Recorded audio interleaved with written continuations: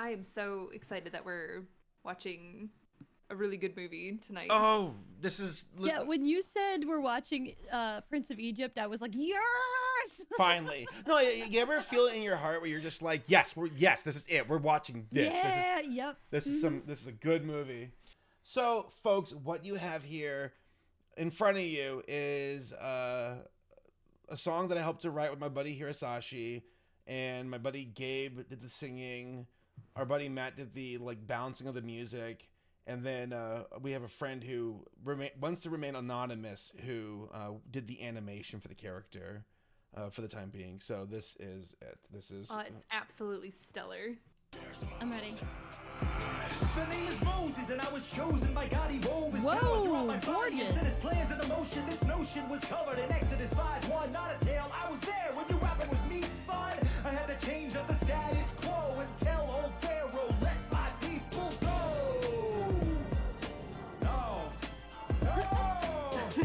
Yeah. Hell Nice yeah. throw in. I love That was I good. love the start here because we had the moment with the water splitting apart. Serious. Oh yeah, absolutely. Look at his hair. Like that's Gorgeous. all original animation. And what's cool is that the head is a 3D model. That Really? I have to show you behind the scenes, but the head's a 3D model, the rest is 2D. The name is Moses, and I was chosen by God. He wove his God, powers you'd throughout never my body know. and set his Really plans doesn't in look motion. This 3D. notion was covered in Exodus 5:1. Not a tale. I know you'd think it was 2D, but I he mean, he showed me He behind. must have, or they must have implemented some 2D elements into the face. Yes, like the texturing and everything. But as far as Yeah. he showed me the model, and I'm like, what the fuck? This is like witchcraft. With what? Right now, just for folks to know, I feel like 2D and 3D are being married right now in this most beautiful of ways, where I feel like it will give 2D a chance to come back to the big screen.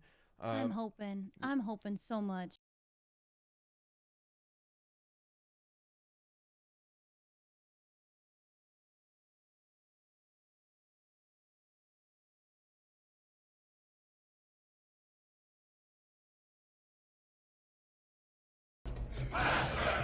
This is David Sparks.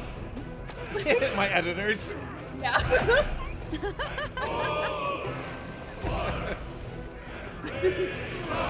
Raycon, Nail. faster! And cheese. So the Nile River's pretty safe for my kid, right? No, absolutely. Yeah, it should be fine. Yeah, they hit that crescendo in the note and then they soften it right up, and it's gorgeous. Hippos. We forgot about the hippos. Mom! Sorry. Mom, what are you doing?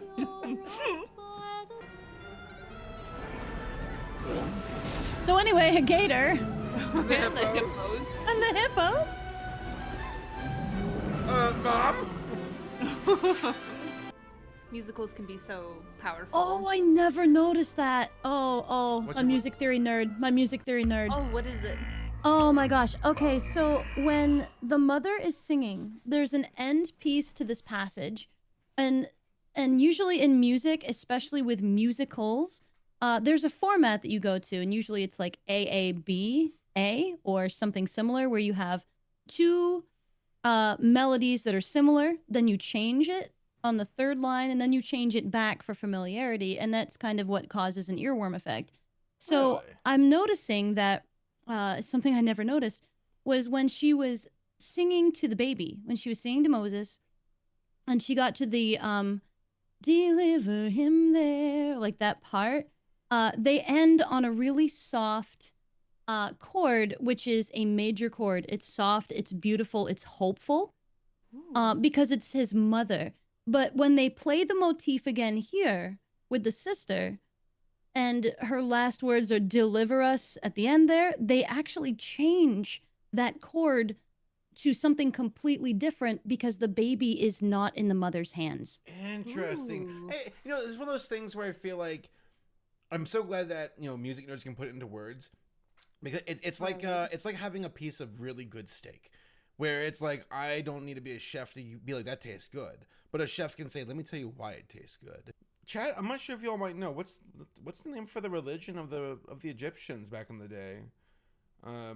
Fuck, I don't even know what do you even call the religion for? Wait, is it even a religion or just more of like a gosh, you got like Thor and Odin, and those gods, but was there a religion behind that with a name? Because for Jesus and God, there's for example Christians, but is there a religion for polytheism? Kemet, Egyptian paganism? Yeah, I mean, this would have predated it though, right? This would have God, yes. predated the entire thing. So, what did you have before?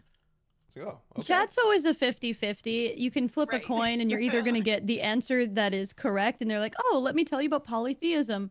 And then the other half of chat's like, "Pot agreed." It's slight. It's Thanks, guys. Thank you. Yu-Gi-Oh. Right leg of Exodia. Right. Just specifically the right leg. I love it.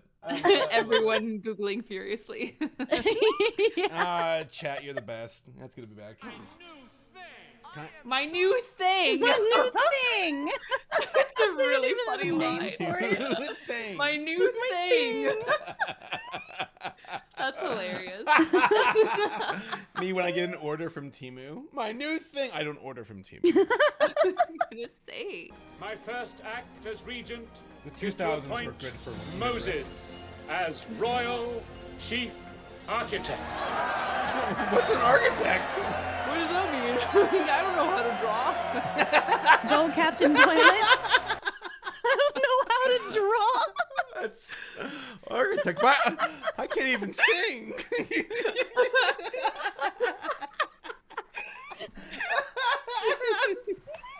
That's funny. Richie, that was so out of pocket. I can't even draw. Find it, but like whenever I come home from a trip, I'm like, "This is my home." Is that what you did when you got home? Yeah, when we got home from Australia. With my Kick in the door. This is my home. with my couch and refrigerator and my Nintendo Switch over there. Oh man, water. Oh, Let's go. dude, this is salvation right here. I'd be like, fuck yes, please. I wouldn't even care how disgusting that water is. Like Right? It doesn't matter. I Who mean, like cares? there are certain things in life that I feel like are quintessential human experiences, and like when you are truly thirsty, I mean, like you are parched, cup of water, and you get gulp, gulp, gulp. Like man, that is up there in the top 10 at least.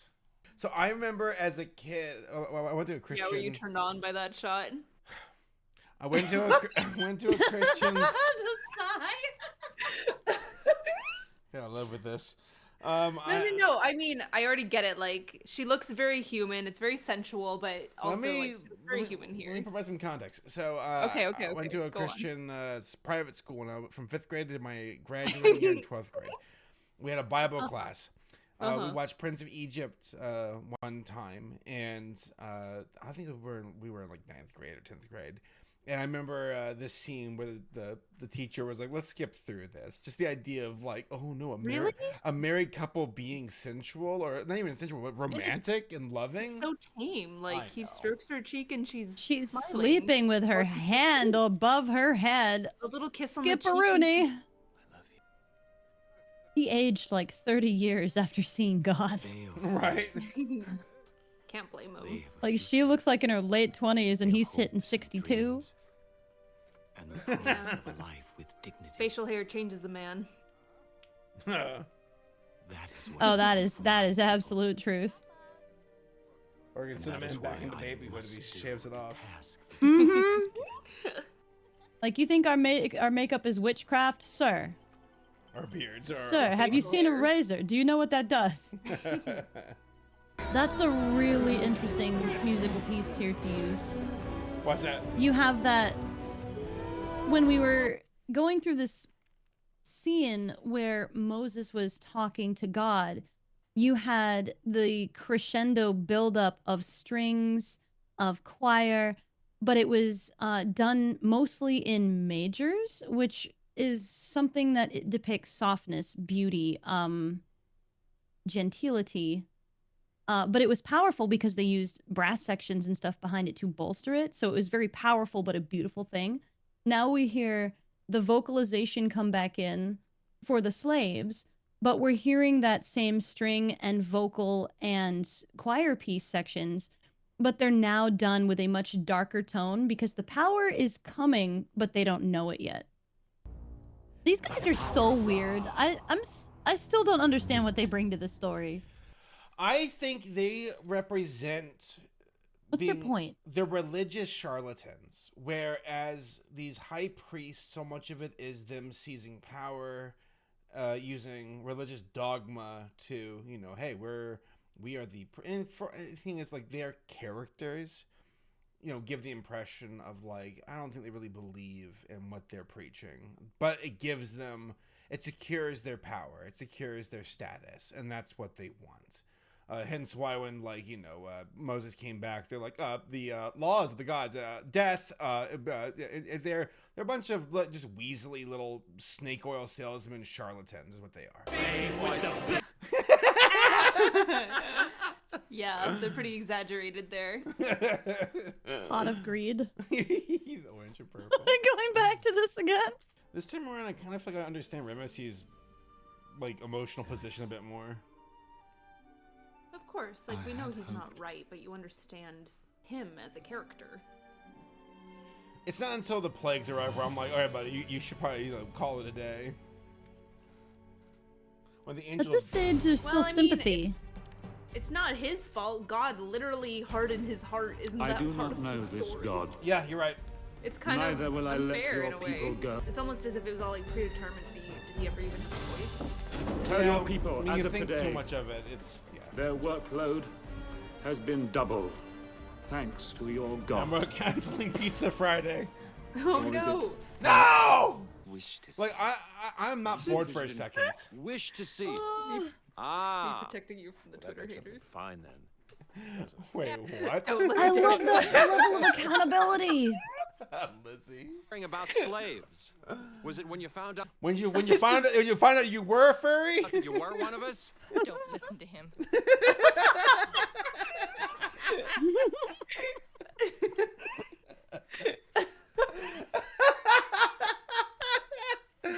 Don't listen to him. When did you start caring for furries? When you found out you were one of us? Don't listen to him. No, he's right. No, did not no, see he's because right. I I did not see wish because to I see. did not wish to see. Wish to see. That's Ah. fucking hilarious. Well, that makes it fine then, doesn't it? Aaron, you shame yourself. Govern yourself, Aaron. Govern yourself.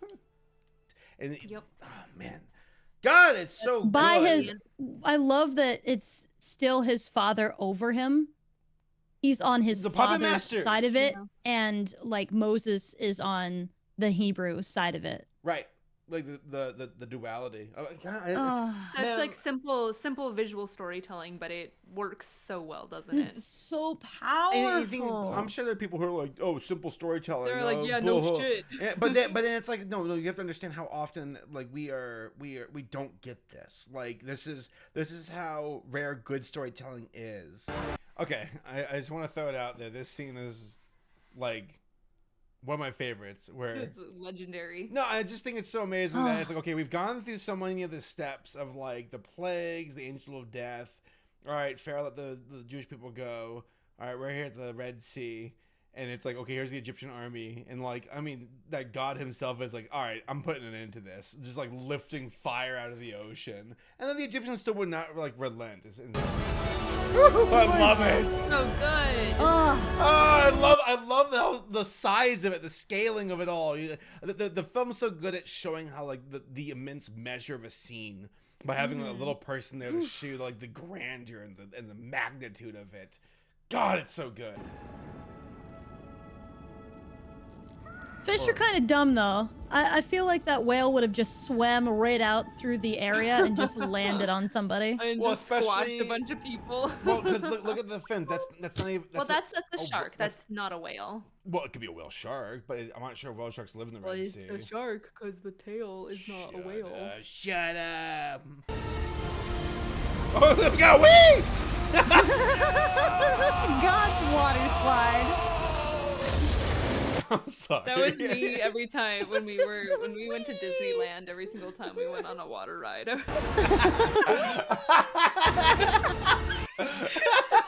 you paused that a minute ago, you could see the body of literally one person.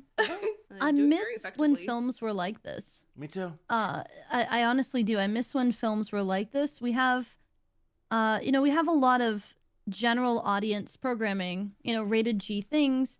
But if you look back a few decades ago, we have things like Don Bluth, which told very dark stories. We had things like The Last Unicorn, which was also, a very dark type story. And we're going back even further back into the 70s.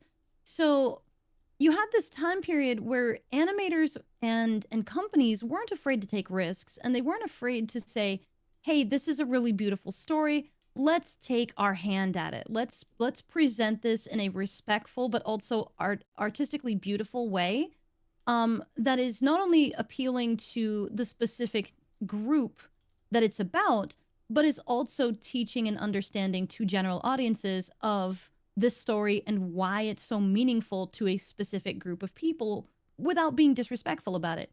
Culturally, right now, and by the way, very well said.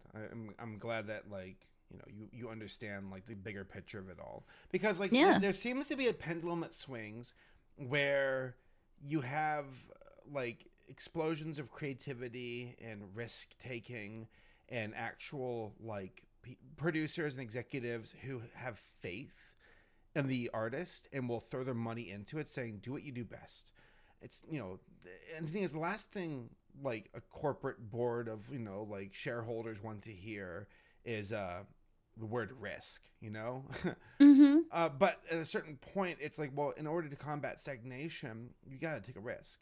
And that's where like the renaissance that birthed what is like the modern animation came from Nickelodeon, and then Cartoon Network also like jumped on that and like contributed towards.